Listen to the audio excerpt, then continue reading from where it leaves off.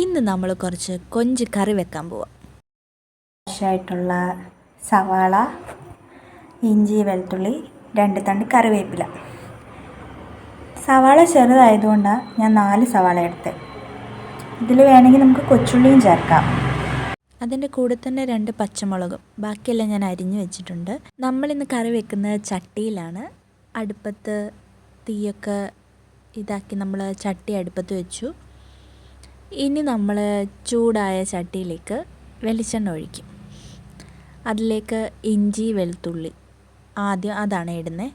അതൊന്ന് ഇതായി കഴിയുമ്പോൾ നമ്മളതിലേക്ക് കറിവേപ്പിലയും മുളകും പിന്നെ നമ്മൾ സവാള കൂടി ചേർക്കും.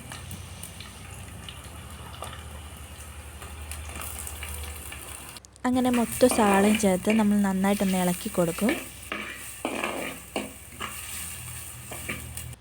ഇനി അതിലേക്ക് നമുക്ക് ലേശം ഉപ്പിടാം. നന്നായിട്ട് ഇളക്കി കൊടുക്കണം. ഇതൊരു ബ്രൗൺ കളർ ആവുന്നത് വരെ നമ്മൾ ഇളക്കണം.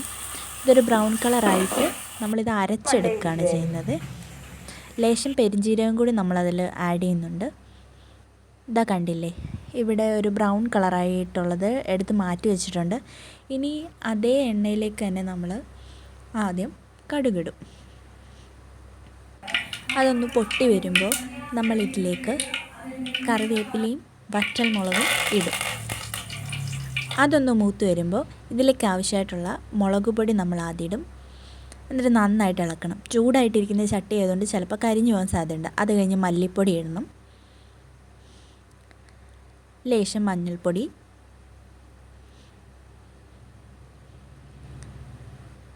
ഇച്ചിരി ചിക്കൻ മസാല.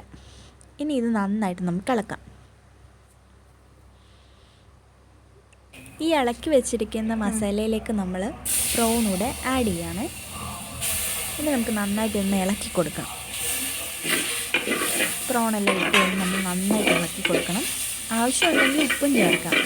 നമ്മൾ നേരത്തെ വെച്ച സവാളയിൽ ഉപ്പിട്ടത് കൊണ്ടാണ് ഇപ്പോൾ ഉപ്പ് ചേർക്കാത്തത്.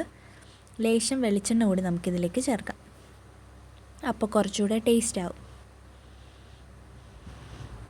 അങ്ങനെ ഇതിങ്ങനെ വരട്ടി വരട്ടി എടുക്കുകയാണ്.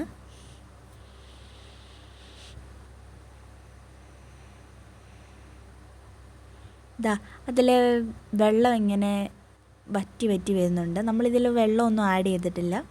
ആ കൊഞ്ചിലെ തന്നെ വെള്ളമാണ്. ഇനി നമുക്കിതിലേക്ക് നേരത്തെ മാറ്റി വെച്ചത് അരച്ചെടുത്തത് ചേർക്കാം. നന്നായിട്ട് നമുക്ക് ഇളക്കി കൊടുക്കാം.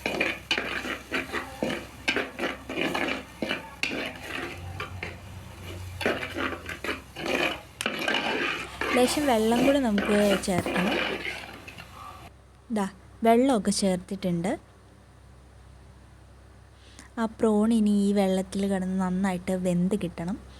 ഇല്ലെങ്കിൽ ഒരു ടേസ്റ്റ് വരത്തില്ല.